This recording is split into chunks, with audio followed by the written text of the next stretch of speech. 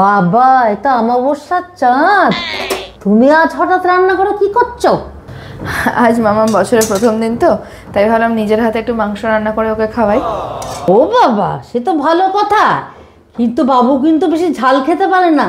তোমাদের ওই বাঙাল বাড়ির মতো মাংসে গাদা গুচ্ছে ঝাল দিয়ে ফেলো না যেন।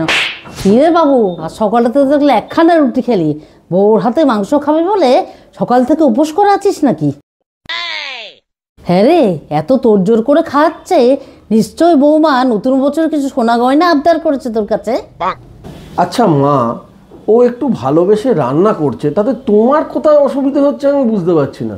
তাছাড়া সোনা গয়না যদি ওকে কিনতেই হয়, ও একটা ইন্ডিপেন্ডেন্ট মেয়ে, নিজেই কিনে নেবে, আমাকে ওই জন্য খাওয়াতে হবে না।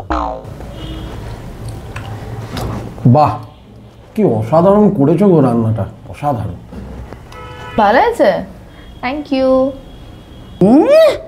আজ 30 বছর ধরে মায়ের হাতে মাংস খাচ্ছিস, একবারও তো বললি না মাংসটা ভালো হয়েছে।